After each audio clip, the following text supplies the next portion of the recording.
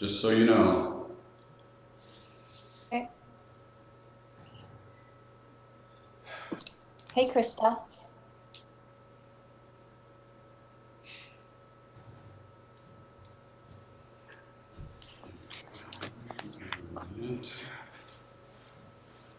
Okay, so we've got Josh, got Jennifer, we've got Krista. Krista's getting headphones and a microphone. Big tree. Big trees. Right over. See that one? Is it over? Where? Oh, yeah. Yeah, it's over the last month or so. Leaning. Fall down in the hole. So guys, my plan is I sent out an email with the proposed plan of action earlier today with an attachment. My plan is to just kind of go through that front to back all the way down. If no one has any real objections, there's no action the board needs to take. I can take, these are all operational actions, so I can just do it. If there's something you want to change, we can talk about that at the end of me going through everything. So that's kind of my thought process. And, you know, we'll start that in a couple of minutes once we get everybody here. Can you hear us now, Krista? Yes, I can. And we can hear you. There we go. Oh, yay. All right, Matt's there.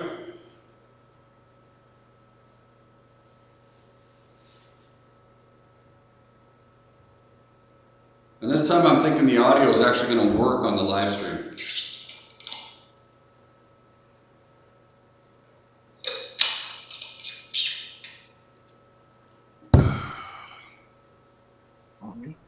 All right. Can you hear me? Can hear you now, Rick, yes. Okay. I can see you guys. I don't know if I'm on or not. I don't see you, but I hear you. Okay.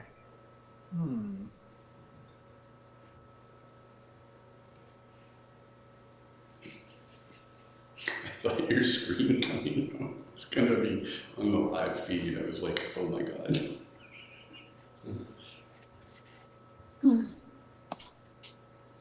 This is again. I don't know why I'm not getting video here. I see, Matt, I see you're there. Can just, if you can hear us, speak when you get ready to go. Is Matt online? Okay. So we've got everybody online, everybody able to hear? Yep. I can see and hear. You can't see me, I guess, for some reason. Okay. All right. Yep, and I can hear just fine. Going to, oh wait, no, I forgot to do one thing. Share my screen. Who is All right. caller number 1? Can you all see my screen now? Okay. Yes, I can see your screen. Okay. So we are live streaming. You can see my screen. Josh, it's after 3, anytime you're ready. Okay, real quick, who's caller number 1, like Krista was asking? That could be me. Oh, there's Eric, Matt, and then caller 1. Caller could be Carrie. Oh. Carrie's not in the office. Gotcha. I've got Tom and Peggy here sitting 6 feet. I don't see a caller 1. I see Doug, Krista, Josh, Jennifer, me, and Eric. I don't see any other caller. There's Carrie. There's Carrie. Okay. Okay. So I'll call the meeting to order at 3:01. Okay. And is there any public comment? We have not received any public comment in the office, and there's no public sitting here, so I'm assuming we can just move right on. Okay. So on to new business. Okay. So the new business, I circulated out, and my plan here is to just kind of go straight through. And hold on a second, I gotta stop sharing my screen for a second to get to it. It's something I gotta figure out on this. To kind of go through the planned response that I circulated. I'll just go through the whole thing, kind of lay it all out for you, what my plans are. These are all operational decisions, so the board does not need to take any action on this unless there is something that you want to overrule me on. These are my planned actions going forward to kind of go along with the governor's stay home, stay healthy plan, order, and to keep open space parks available to the community, as well as to keep our staff safe. So, you know, there's rationale behind all of this, but if you're in agreement with it, we don't have to go down deep into the details. We can kind of, you know, go through this quickly all the way through, and then come back and address any kind of things that we want to discuss. So first off, easy one. We're going to close our office to the public beginning Wednesday, tomorrow at 5 p.m. So we will have the office open tomorrow. We will be able to get emails at home. We will be able to check voicemails at home. Staff can come into the office if they need to get a document or use some sort of thing in the office, but the office will be closed to the public. This is kind of in line with what Island County's been doing. So I don't think that that's really shocking. I think we all knew that was going to be coming. We're all, you know, ready for that. Planning on keeping the gates to Community Park and the sports complex closed as of the end of the day on Wednesday, with a sign with clear, simple language: park closed to vehicle traffic, walkers welcome. This is kind of in line with, I mean, I talked about doing this over the weekend, but now that we're talking about this, I wanted to bring it back and let you guys know my reasoning a little bit more.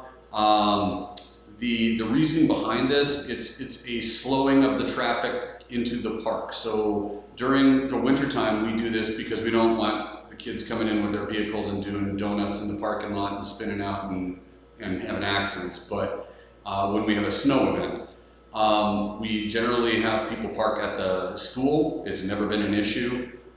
People are able to walk into the park, use the park the way they would like to use it, and walk out. What it does is it keeps traffic less in each individual park at any given time. This is kind of in line with what the state of California governor is doing with state parks, where he is closing the parking lots at all the state parks that are feasible to close the parking lots at. So he is doing that through the entire state. This would be just for Community Park and the sports complex. And kind of in line with that, I would say that we're going to keep the parking lot at Trustland Trails open. And the reason for this, in my mind, is the less ambulatory people, the people that can't walk in, that still want to get outside and be on a trail, that's where we've got that half-mile ADA loop. So if they are not in one of those high-risk, you know, populations or groups, they could, you know, if they have a person who's confined to a wheelchair that, you know, just wants to get out and go around that ADA loop or get out in the woods for a little bit, they can do that there. They have good access to it, and we wouldn't close that up, and that would be kind of our more accessible trail system for that group, you know, and that makes sense with the ADA loop being there. Continuing on, we've maintained the current closures of the specific facilities where, you know, gathering places, the picnic shelters, basketball courts, the skate park, pump track, the playgrounds, and we'd sign them with clear and simple language. This area is closed, please use other areas. Our administrative staff would work from home as much as possible.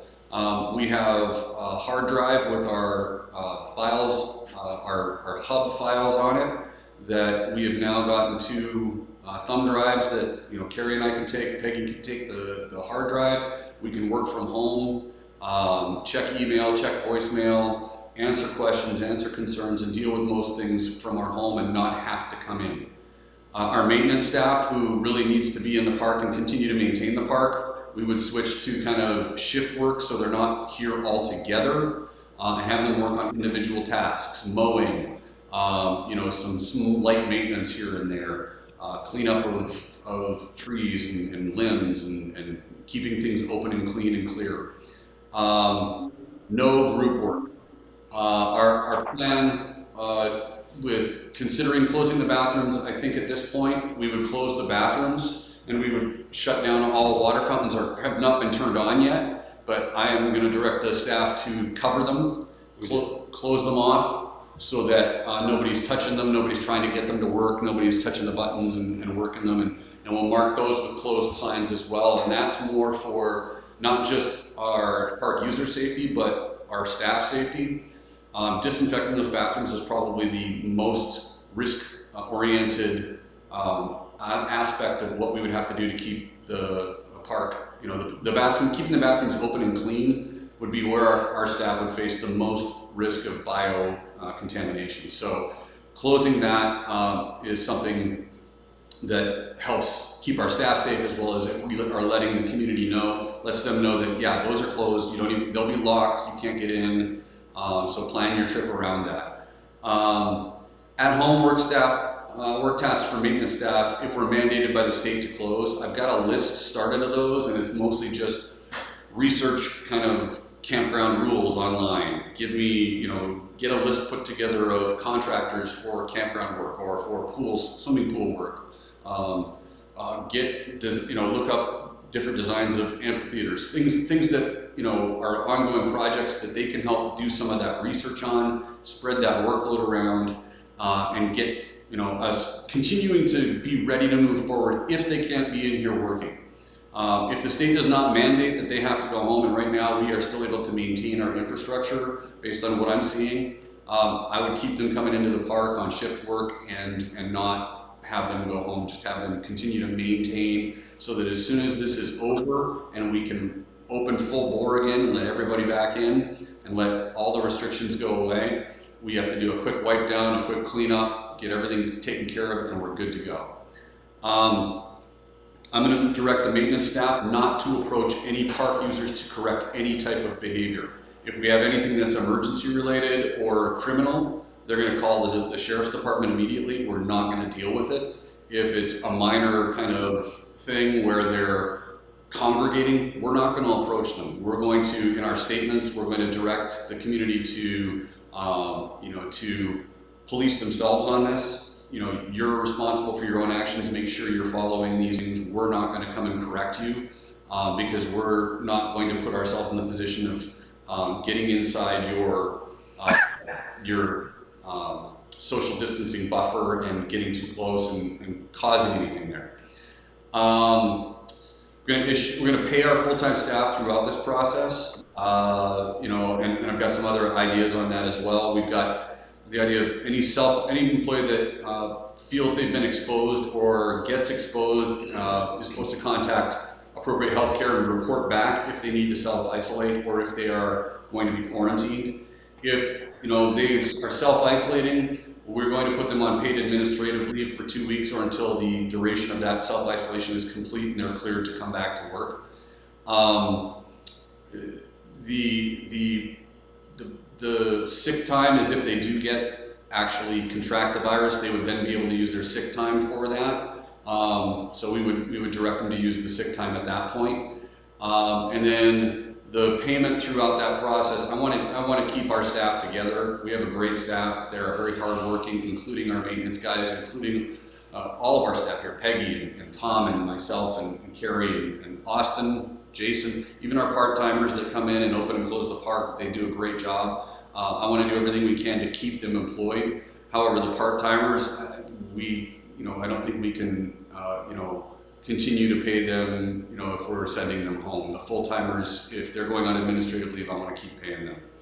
We're going to do a written statement by Wednesday morning. I've already got a draft of that. I'll show you in a moment. That'll go through on Facebook, on our email tree, and on our website.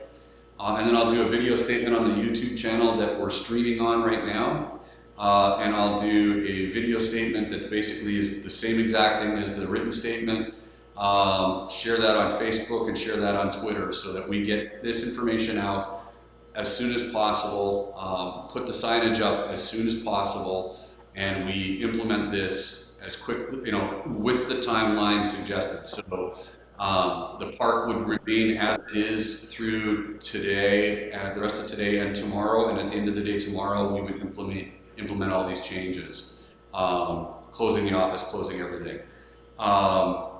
I think if we take all those steps, we can kind of keep our open space available to the community, and then keep protecting our staff. The other thing in those statements that I wanted to also say is that in those statements, we're really hammering home that, you know, this might be a great time to explore all the parks that we have on the south end. They're all still open. You can go to Trustland, you can go to Putney Woods, you can go to Saratoga Woods, you can head over to South Whidbey State Park, Trillium Woods. There's all sorts of places to explore. And we can get that information out to the community so that they have that information and can use that information when they're, you know, hey, I'm going to go out for a walk, but I just don't want to walk around the same loop I always walk around. Here's another place you can go. Here's another place you can go. Use it as an opportunity to explore when you're taking that time out from stay home, stay healthy.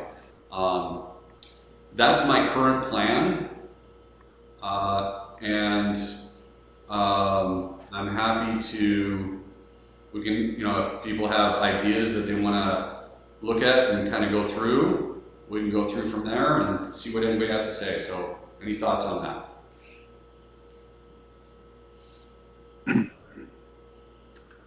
Does anybody have any issues with this plan moving forward? Yeah, this is Matt. I sent a note to you and Doug. As far as parking at, I'm sorry, can you hear me? Yeah. Yep. Go ahead. Yeah, my only issue with it is I strongly believe we should keep the gates open. Two reasons. I think it's a safety issue. Langley Road, for example, not a great place to park. We're telling people park out there and not in a great big parking lot that we got that people could spread out in. Be much safer. And two, you're talking about ambulatory access to Trustland trails. I fully support that. I think that's exactly right. We also restrict less ambulatory people's access to the park when we close the gate, because you can't roll a wheelchair into our park that way unless you're really creative. So that's my only contention. I would much rather we leave the gates unlocked. is it possible to close the Langley Road gates but leave the Max Welton Road gate open? Is it possible? Yeah. We could, I mean, Do you mean close the Max Welton gates and open the Langley Road gates, because Max Welton has all the parking lots over there? so we can, Oh, I see what you're saying. So what are they, right, so what are people accessing when they come in on Langley Road? Are those people who are coming in to access the fields? And if so, that's clearly not allowed under the governor's mandate. If we want people to be accessing the community trails to walk the trails, then the Max Welton gate should be open. And what about the governor's mandate closes the fields? Closes the what? What about the governor's mandate closes the fields? There's nothing in our language here that Doug talked about that closes fields. no. No, and so to be clear on that, yeah, I'm not mandating closing fields. What I'm mandating is no congregating, no big groups. So if somebody wanted to come and juggle a soccer ball at our fields, we're not going to stop them from doing that. If that's their way of getting out and getting some fresh air, good on them. That's fine with me. I think the governor's mandate was not that they can't use fields; it's that they can't be in groups in a park. So. I didn't read anything in his statements to say that we needed to close sports fields. He stated that pickup games, that kind of thing, were not to be happening. So if somebody wants to come and fly, like there was a couple people yesterday in the wind flying kites on our field. Go for it. That's a great thing to do. You're by yourself standing there flying a kite. Awesome. You know, my can we, the question being, can we open up one gate and not others? Yeah, we can arrange that however we want to. My recommendation is kind of along the same lines as what the California governor is saying, is by doing this, we limit how many people can be in the park at one time. So, you know, we do have other parks. They could go to Trustland, they could go other places. My thought is this limits that to a certain number of people in the park, less people on top of each other. You know, an ambulatory person can get in, and a less ambulatory person might not be able to. they could access from either side. So, you know, my recommendation based on my years of experience, you know, in Parks and Rec is by limiting that access, we're going to have a better amount of people for this kind of a scenario in the park. If we allow people to drive in, we could get what we had this past weekend, and people will start ignoring our signage, jumping into areas where we said this area is closed, using all sorts of parts of the park that we're trying to keep shut down and closed off. And could end up also, you know, if we're closing down bathrooms, could end up wanting to stay longer, and then we're going to get complaints about bathrooms being locked, bathrooms not being open. I think limiting this access is really an important thing. Can we do it differently? Yeah, we can do it differently. It's just an opinion. I have a comment. If I just went for a little ride through Park and Rec and kind of checked it out. And over the past 2 days, the school district's been reaching out and making contact with students. And so I probably talked to over 20 students. And, you know, one of the questions I'm asking them is just, how are you using your time? And those students, a good majority of them said, you know, we're hiking, we're trail walking, we're running. A lot of them brought up skating, you know, that we're getting out on our skateboards and we're doing this stuff. And it got me to thinking as I was looking at parks today and kind of riding through there, I was thinking to myself, in the years that I've been here, I know that, and Doug, maybe you can respond to this a bit, maybe it's not an issue, but I was thinking as you close gates, sometimes if you're a teen who doesn't have a lot to do, sometimes vandalism, sometimes you congregate with people that you maybe shouldn't be congregating with in areas that you know there's no supervision whatsoever. And I just throw that out there because I thought of in years past, the police would come through, whether it was the Langley police or sheriff, and every now and then they drive that little loop. They come in the entrance and then out through the school parking lot area and just kind of make their presence being known. Right. And I thought to myself, close these gates, now you are also kind of sending this message that this is a very large unsupervised area.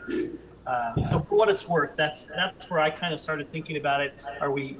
So maybe you can respond to that. Yeah, I can definitely respond to that. Tom actually mentioned to me this morning that we've seen an uptick in vandalism already with the gates open.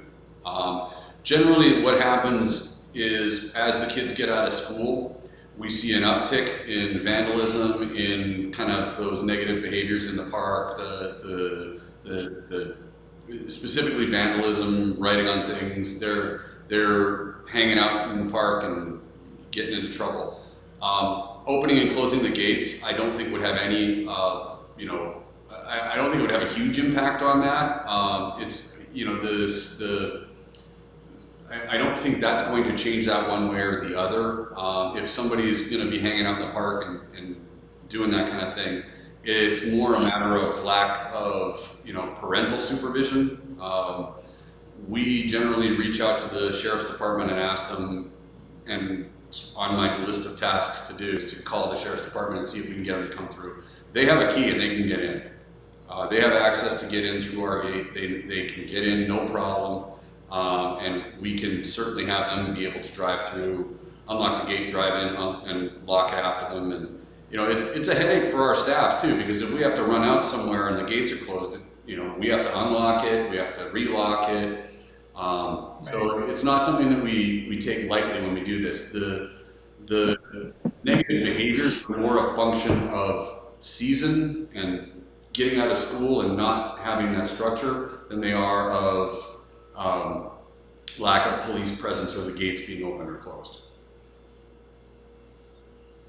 Yeah, I wasn't anticipating vandalism. It just got me thinking, though, working with kids as much as I have over the past 30 years, I want to see the best in everyone, but I also know that places that are locked up and can find, you know, are perfect places to get together with your buddies and do certain things. So I don't know. I remember being there quite frequently and seeing the sheriff drive through, or even the Langley police, and they would just make that little loop. I don't know if they still do that on a regular basis without being called. I'm not saying, call them, unlock the gates. I'm just saying if that's part of the regular route, they probably wouldn't be doing that if it was locked. And I guess that's my only comment on it, that it seems less easy for them and less likely that they would make that part of their loop. So maybe it's a non-issue. Yeah, no, the sheriff's department won't do it. We have to remind them every year. So, and that's on my list of things to do in association with this, is to have them make stops. And we kind of keep an eye on it. Tom, the guys that are in the park the most are Tom and his crew, and they see all of this. And they come in, and Tom will let me know if there's been vandalism, they're cleaning it up, or there's issues, and then I'll call the sheriff's department and have them come out and kind of patrol for a while. That's how we run it. We don't sit there. Would it be nice if they did it? Yeah, and we usually try and call them right about May to kind of say, hey, kids are getting out of school, or kids, it's starting to have issues after school, so you might want to take some swings through the park. And they're really accommodating with that. The Island County Sheriff's been great about that. They will take a drive through and check on things for us. So.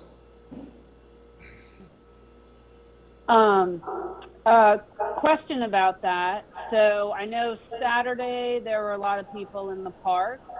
How about since then? I have been driving through each day myself at different times, but I'm wondering what else has been observed at the park. Are we seeing, like, last couple days what was going on Saturday, or has it dropped off?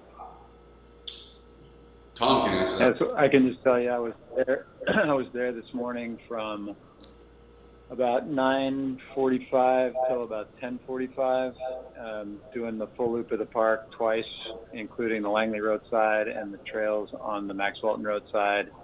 And in an hour, we crossed paths with a total of 10 people. That included kids, counting kids, adults. So in an hour, 10 people at 10:30 in the morning. And that was both sides of the park combined. There was nobody on the Langley Road side at all. We were there for 20 minutes, didn't see anybody. And on the Max Walton side, there were 4 cars in the parking lot down at the bottom, and a total of 10 people on the trails. Yeah, I would say I saw more park staff than I did people in the park. So there was, I think I saw 2 cars and maybe 2 walkers, and I just kind of went through the middle part of the whole park. So today was the slowest day I've seen. I got two off-leash dogs, 3 people, 3 groups in the skate park that we asked to be removed. It generally picks up after noon, as it gets a little warmer in the day. You kind of get the older crowd that are the normal everyday walkers in the morning. And it kind of gets more and more throughout the day, but today was definitely the slowest. Yesterday I had 3 people on basketball courts I removed, 3 groups on the skate park, people up at the playground. So yesterday was quite a bit more busy. Okay. All right. In terms of what I observed myself, or I spoke with some people, the people that I spoke to both yesterday and today, I asked them their opinion about closing the gates, and they were all surprised that they were not closed yet. They had already been parking over by the high school because they're expecting it, which I found interesting. And also all the signs, I definitely would like to see something clearer and simpler, because I wouldn't stop to read all that. That's for sure. So that is definitely one thing. I'd like our message to be a lot simpler and clearer. Right, and that's, I think I illustrated that. And I would just Chris, to that point, if people are telling you that, and we've had signs since what day, Saturday, that have said it's going to be closed starting Sunday, and we have not updated those signs. So anybody who's read the signs since Saturday has thought they're going to be closed, and then they were closed, and then the fact that they were reopened, the sign still said they were going to be closed. So I would assume that you would then become conditioned to that idea that they were going to be closed because you'd seen that sign. at least once or more than once.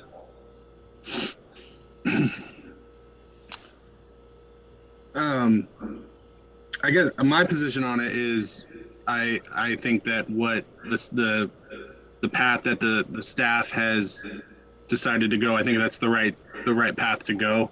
I was looking at North Whidbey's site, North Whidbey Park and Rec. It looks like they closed down March 15th. They closed down dog parks, the park and the pool on the 15th of March. I do agree with the idea that it will limit the amount of traffic that we have come through the park every day without completely banning it. And so I think it's the right direction to go. So going back to Doug's point about people parking then at the high school and that it hasn't been an issue in the past during snow events. Snow events are generally pretty short-lived. We're talking weeks here. Would it be a good neighbor policy just to reach out and say, hey, we are closing our gates. We recognize that people are going to park at the high school. Thank you for your help, your cooperation, neighborly. We have an easement. We're actually parking on our easement. But yeah, I mean, Tom is correct. We do have an easement for the campground property that runs right down that area where most of the people would park. That second entrance there. But we could just, out of courtesy, let them know, just notify them that we're going to close the gates and on Wednesday night, and people will likely park there, and that's where we're going to direct them to park. We also have the interlocal agreement. They've never had an issue with it. So yeah, I could certainly shoot Joe and John Patton a quick email and make sure they're aware of it. It seems to me the opening of the parks is going to correlate with the back to school, the schools opening as well. So there wouldn't be a really big issue there. I would like to commend you for actually thinking of those employees and their protection, because that's something I think that quickly gets, people don't think about that sometimes, the cleaning of the bathrooms and the exposure that they have in doing their job. So I really like the fact that you're maintaining their pay and that they're not expected to do things that are putting them at risk. So I'm commending you for that. I just think that's a wonderful, wonderful way to approach it. Well, thank you, but it's it's not reinventing the wheel. It's looking online and seeing what everybody else is doing. So it's not that we're not geniuses here. We try not to reinvent the wheel, and maybe that's ingenious of us.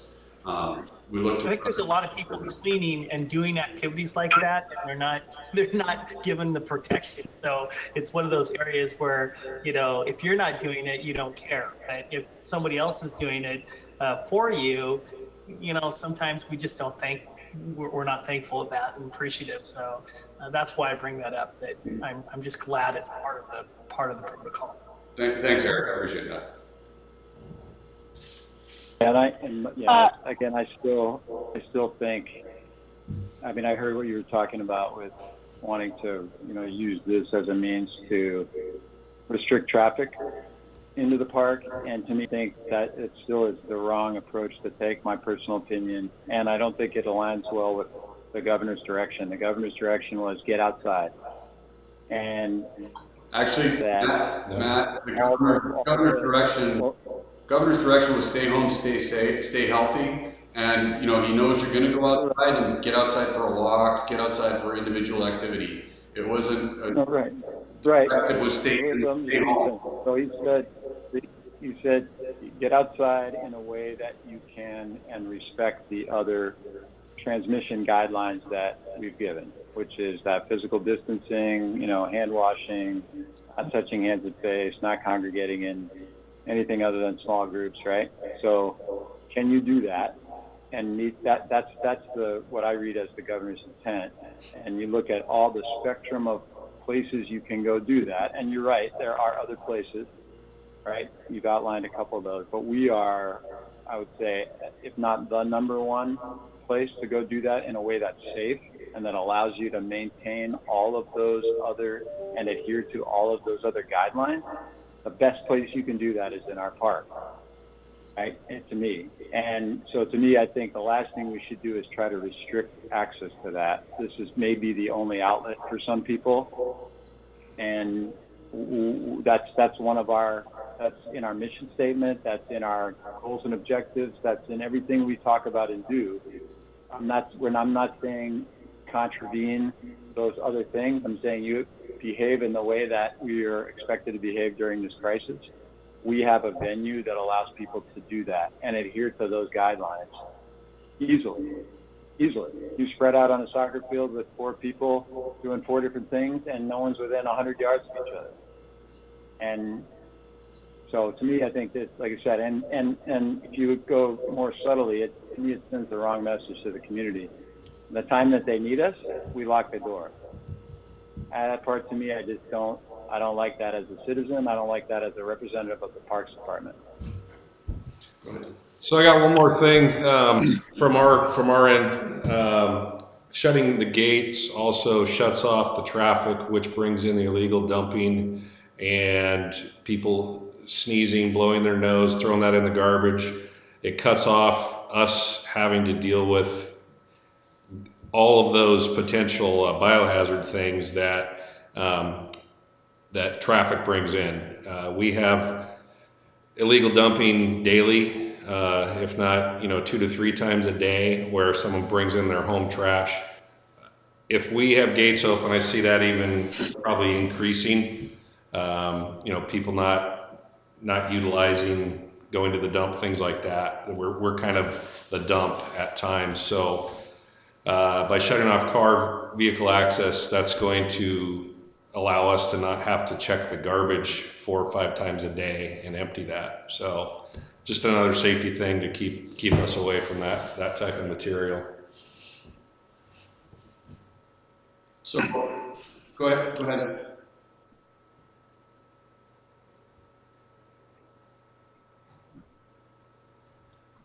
I had a question about part-time employees. Mm-hmm. How many part-time employees will be, I guess, laid off? 2. We wouldn't technically lay them off. I mean, we can, but I don't think they work enough to be eligible for unemployment anyway. So the only real employees we have would be the guys who close the gates at night, and that's it. I mean, and they're working an hour or 2 a night, and it's not a significant, huge amount of money. I'm sure it would be very important to them if we could do it. We could pay them their 2 hours. Generally, right now our payroll runs about the 13,000 pay period. So we're looking at, if we're talking, if this is just 2 weeks and we're all still able to work, the 13,000 is not a big hit. The 2 guys, we're probably looking at a couple $100 for the both of them. I mean, could we pay them? Sure, we could pay them a couple hours a night. It probably wouldn't be a huge impact.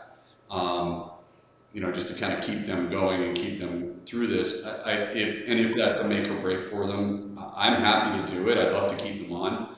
I was more focused on our long-term full-time staff and protecting them and keeping them on board and keeping them going through this.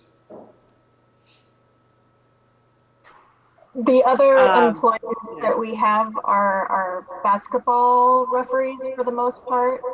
The season was cut short, and so that those payments are going out in this next session, and that's pretty much the extent of them for any future. I don't think we're going to be able to pick up the remainder of that season. And they would be done at this point of the year anyways. They wouldn't be continuing at this point. Okay. Maybe with those part-timers, maybe check in with where they are and what they need. it's only a couple of hours of work, but for them it might be a huge deal if it's not a huge hit to our budget. I don't know their individual circumstances, but they might have also been laid off from their other part-time work. It's true, and we can certainly. I mean, I was again focused on our core mission, what we're trying to do, focused on getting through this. The two employees, one of them school district. Shane is janitor. Shane is janitor at Working school full-time. district. Yep. And the other gentleman is Marcus. Marcus. Yep. Okay, so, and Marcus, I believe, works for Krista, so he might not have employment at this point, but we'll delve into that, and if it's only, I mean, it's probably only a few $100. It's not, I mean, when I'm talking our entire payroll is 13,000, that probably includes them. So we could continue to pay them through the time, and have them, yeah. Go ahead. So, I mean, I've got an idea, I'm waiting till this meeting's over to kind of, touch base with those guys. I know, like for Marcus, I could come up with a couple hours of weeding or something like that where we could, self-isolate, keep him busy to make up, the time for this. We were talking about bringing him on as a part-time employee, but with financially where we're at, we don't know. We probably think that won't happen moving forward, but maybe in this time we could, find him some other tasks, 2 hours a day, just to keep him going, because he's been great for us, and I'd hate to lose him. Yeah, we could do the same for the other gentleman, but he's probably working. Shane's pretty busy. Yeah, he's full-time at the school right now, cleaning, So from what I'm hearing, really the only kind of question is gates open or gates closed. Everything else seems to be pretty good. Everybody seems pretty comfortable with it. Mm-hmm. Okay. So my current plan is to keep the gates closed, to sign it. I know, Krista, to your point, keeping the signage simple, park closed to vehicle traffic, walkers welcome right at the gate. And, And that the bathrooms are closed. Yes. On the signage, I think it's important that people know the bathrooms are closed. Right, and we'll add that to that, but I want to keep the language very simple and very direct so it's not confusing. And then areas like the basketball courts or the bathrooms, we'll put signage on them saying that bathrooms are closed. We'll put signage on the basketball court saying this area is closed, please use other areas of the park. But keep it very simple, very clear and direct, and so that people are easily understanding it. Use some caution tape in areas where we don't have a physical barrier, and do that kind of thing with all of that. I guess, really it comes down to, if you want to, my plan is to close the gates. If the board in its consensus wants to overrule me, they would have to move and second and vote as a board to do that, and that's up to you guys. Yeah, and I'd make that motion after we have any other debate on it.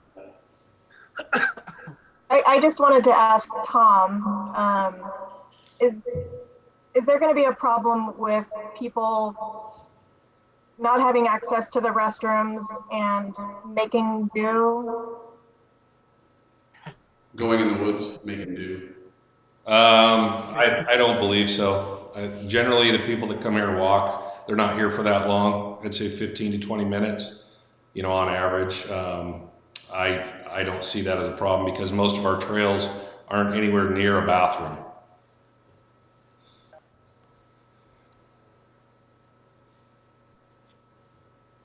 The groups that have been observed in the park who are not observing the recommended social distancing and small groups, are they mostly kids or are they adults?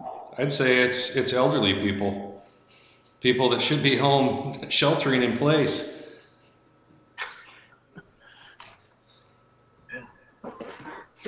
So then keeping Trustland trails open isn't going to make a difference then.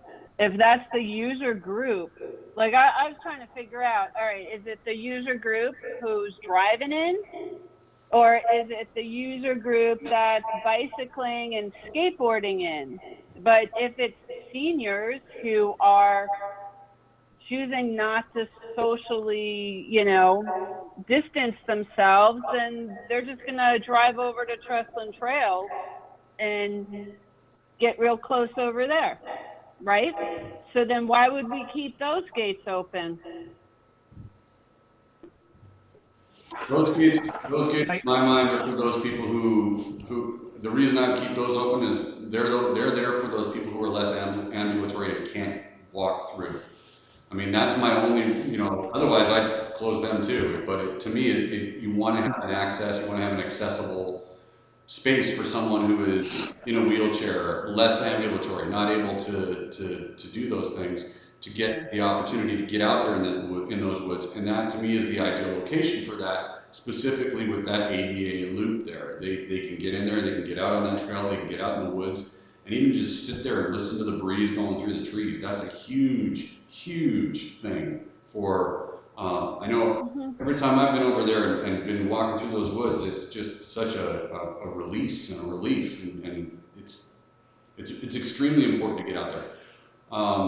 This is just what our thoughts were on it. It was accessibility in that location, since that's got the accessible trail, and then limiting the traffic a little bit over here in the main park and the community park and the sports complex to kind of impact that. Because today it's not a big deal. Tomorrow probably fine, but we get to a weekend day that's sunny again and it's going to be packed, and that's going to be what it's going to come down to. It's not every day. It's the big day where you've got the sun, where you've got everything happening. People are coming out, and you got kids kicking the ball, and you got people running around, and somebody's throwing a frisbee, and they want to use this and they want to use that. That's when it's going to become more difficult and more of a problem and more violation. But isn't that what we want to happen? Don't we want more people to come? Isn't that the point? Well, Matt, Follow the rules. Not at this point in time. More people doesn't mean that they abandon the rules on social distancing and all that, right? Just because there's more people doesn't mean all the rule breakers show up. It just means there's more people, and there's lots of room for them to spread out. But they don't. I don't get why we don't want more people. But Matt, that's the whole point of where we're at right now. Is the governor's directive: stay home, stay healthy. You're supposed to come out and do solo activities, not be congregating, and they do congregate. It is a tendency, and they will continue to do it. I see a friend across the grass from me. I'm going to go over and say hello. That's just it's just what I do. I know. Right, but people are doing that. People are doing that and respecting the distance. They're coming over to talk, but they're 6 feet away. That's what the governor wants us to do. Nothing's different. We've been doing that for 4 weeks. I think the part I struggle with the most on open or close is that when you close that, you automatically, and I think Matt has brought this up before, the message is the parks are closed, you can't walk here. Even though I know we're saying they can, when you close those gates, you're making a statement to the public. And the average person who maybe isn't a regular, they're going to see the gates closed, go, okay, you know what, it's not in the cards today. And these are people that might otherwise get out and do something that is needed. I understand the at-home part of that, but that's my struggle with it. Is I know that automatically we can sit here and talk circles around it, but it's still sending that message to people. And I agree with you, Eric, there that it might send that message to those people, but I also think that by leaving the gates open, we're sending a message that it's okay to load up the bikes and come to the park and let your kids ride around. And maybe not today, maybe not tomorrow, but I know in 2 weeks, kids are going to get. They're going to get stir crazy. They're going to want to go do things, and parents are going to be going crazy, and they're going to want to get outside. And so, and my biggest fear is is that park just being packed at some, not packed, but just, pretty busy on a nice sunny day, people riding their bikes around, and who's going to be there to police that? Our park staff isn't going to put themselves in danger by going up to people and having that conversation and dealing with conflict. I just feel like that would, we want to stay away from that too, I think.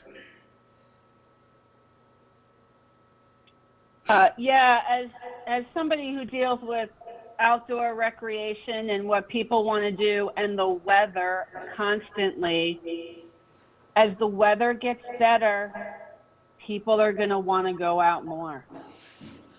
Just to echo what Josh is saying, like in 2 weeks, they're going to be stir crazy and it's going to be a lot nicer and a lot warmer.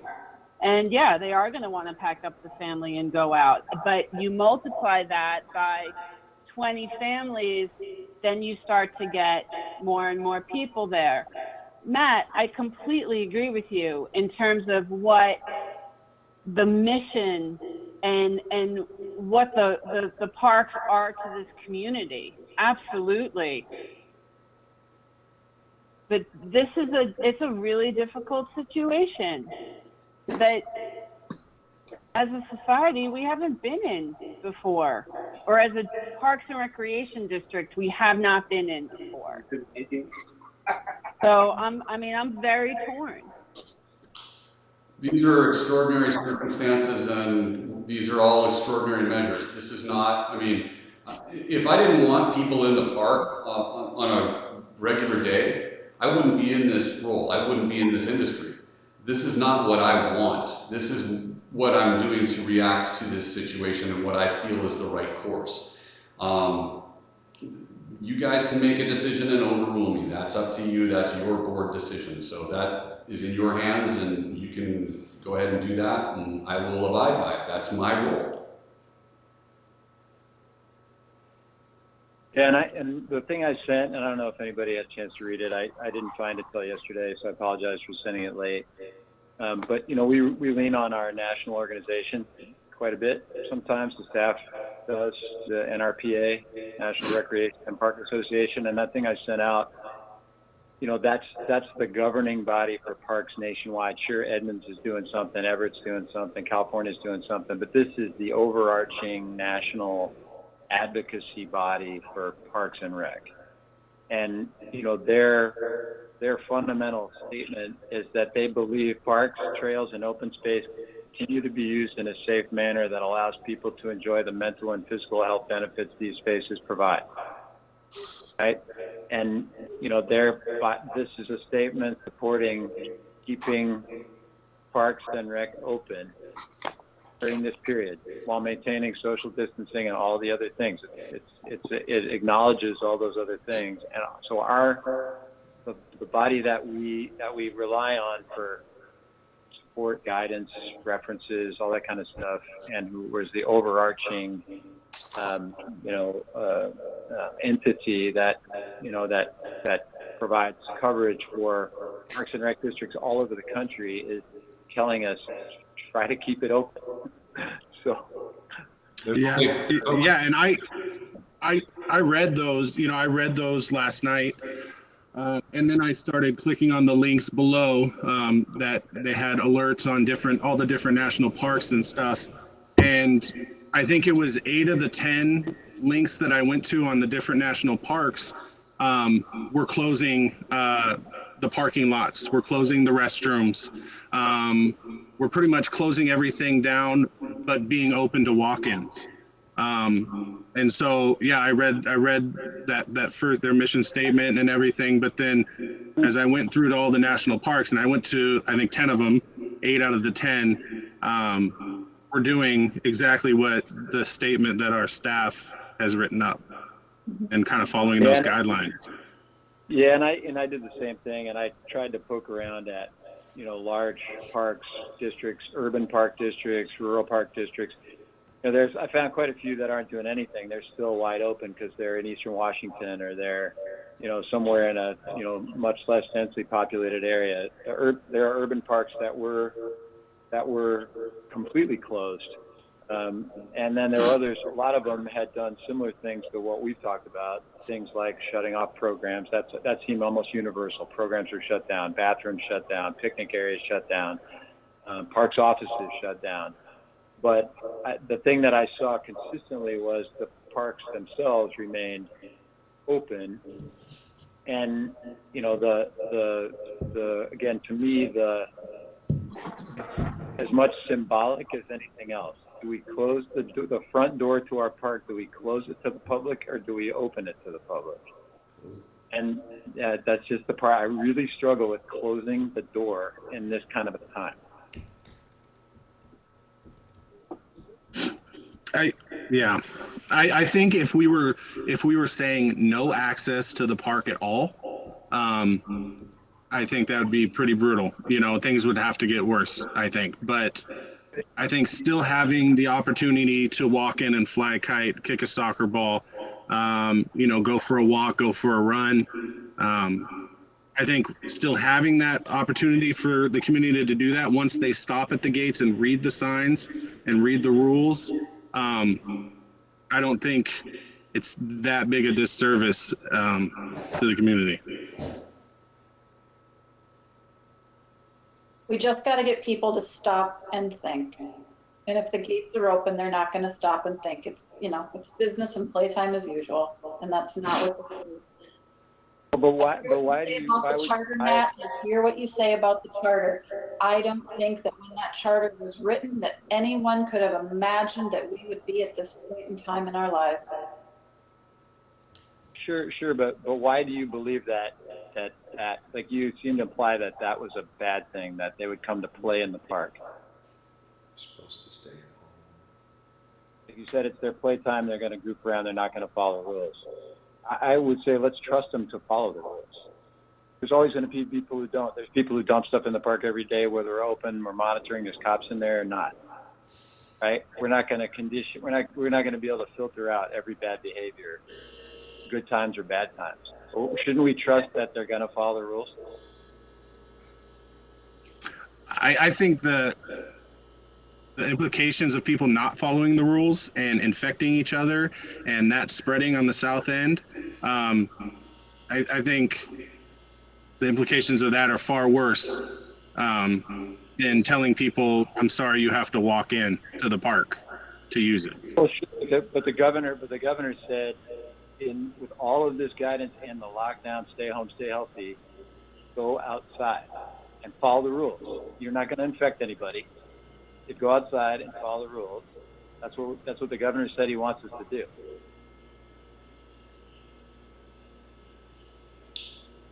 Yeah. Right? We put those same 6 soccer players in somebody's backyard who can't go to the park, and now they're in much closer proximity because the backyard's kind of small, right? But that's all they got. Well, I mean, I saw soccer being played at the elementary school, the North Campus field. I've seen people kicking the soccer ball around over at the community center field over there behind the bungalows. I mean, I feel like there's other fields, open spaces that people looking to do that can use.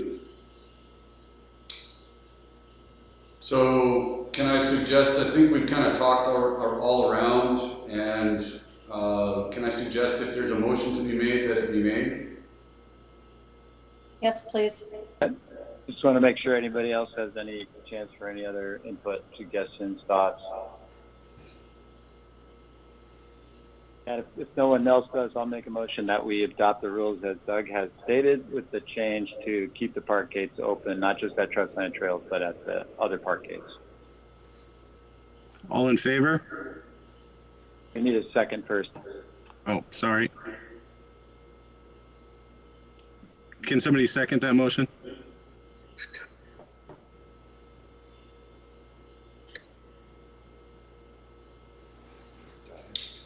Okay. So it's not being seconded. So if the motion doesn't get a second, the motion fails. Okay. Is anybody willing to second that motion?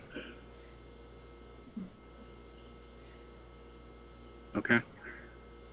So that's that.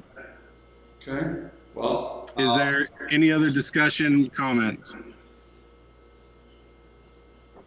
Well, I have comment. I'm really torn on this issue, but I also understand the safety factor. And I come from a place in education where a lot of times, and I've said this publicly in meetings, that we mandate things for kids a lot of times because 2 or 3 people aren't following rules. And it drives me absolutely nuts that that happens, because you could have 90% of the student body doing something really well and 5% doesn't follow the directions. So instead we say, don't do this. Okay, well, now we're going to eliminate this. And I kind of feel like this is symbolic of what's happening here, is that people that can't follow the rules are now making it less viable for other people who are following the rules. And I struggle with that. That's one of my, I guess something across the board that fundamentally I believe we shouldn't be punitive to people who follow rules and people who are trying to abide by what the governor's mandates are. And so that's my struggle with this. But I do understand that we're in a different time. I appreciate the effort that was put into it, and the reasoning behind shutting the gates. And that for me was powerful. I'd like to suggest that we revisit this as we go down the road and we get to a point that remotely would allow us to open those gates, that we abide by that. That if that means having an earlier meeting, or somehow we see that things are not turning out the way we think they are now, that we revisit that. So that's my comment. Well, and Eric, we are constantly going to be evolving as this develops. We may get a week down the road and get to a point where we're having too many parking issues, and we might go, or too many issues with,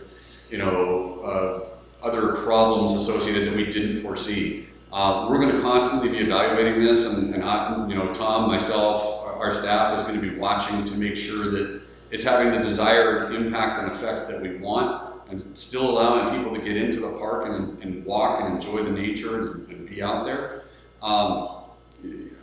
This isn't a one and done. This situation is going to be ever evolving as we go through it. I think Krista said it. We've never been in a time like this, with this entity. We're going to have to be flexible and deal with it. We're not shutting everything down. The last thing I want to do is close the park. I don't want to close the park. I don't think anybody on staff, anybody on our board wants to, if I had my druthers in a regular world, we wouldn't be dealing with any of this. We would be wide open, having people come in, have soccer going on, have baseball going on. These are extraordinary circumstances, extraordinary times, and these are extraordinary measures that kind of match with those. So we will continue to monitor, and we will continue to adjust as we go forward, and we will continue to keep our board informed of that. Is there anything else that can be done in terms of increased signage? Like instead of closing the gates, maybe doing 2 pylons just so people slow down and read and look, or adding more signage to the parking areas? Or, some sort of combination, like what Jennifer was talking about, maybe close some gates but not others. So I'm just looking for some other solutions. So the signage is a wonderful thing for us to be able to point to when we're telling somebody they're doing something that they shouldn't be. For the most part, in general, people don't read signs. We have signs up all over the park. Your dog must be on a leash. Your dog must be on a leash. Your dog must be on a leash. Clean up after your dog. And we have off-leash dogs every single solitary day. The way to really grab their attention is to put a barrier in front of them and stop them, so they have to read what's on the sign, because they go up and go, well, why is the gate closed? If they haven't got our email, if they haven't got our Facebook message, if they haven't watched the video online, they won't know. They'll show up, the gate will be closed, they'll walk up to the gate and go, oh, okay, the gate's closed, but we can walk in, and the bathrooms are closed. Awesome, to get the information.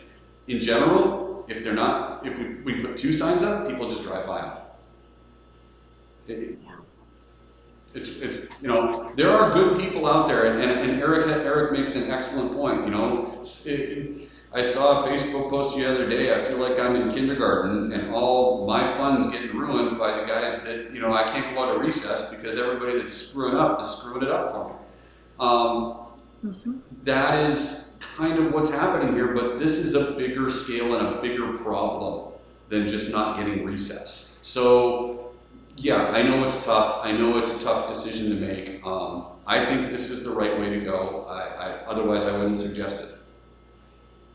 And to the governor's comments last night, when he was a bit chagrined at the beginning. He didn't want to be making that speech, but he said, people aren't doing what I asked them to do. So now I'm going to break out my hammer and we're going to put a little bit of a hammer down. And I think it was also a threat that said, don't make you stay home. Okay. I have nothing else. I have, you know, we'll put together some signage. We'll get it out there. Gates will be open today. Gates will be open tomorrow. And at the end of the day tomorrow, they'll be closed. Our office will be open the rest of the day today. It will be open tomorrow until 5. And then after that, we are working remotely. You know, and hopefully this will not be a extended thing. We will see what happens over the next 2 weeks. Thank you, Doug. Thanks, everybody. Josh, All you'll need to adjourn the meeting if there's nothing else. Okay, is any other comments? No? Okay, I'll adjourn the meeting at 4:03 p.m. Thank you all for making Thank you. this. I appreciate it. Thank Thanks, you. everyone. Take care. Okay, bye. Bye.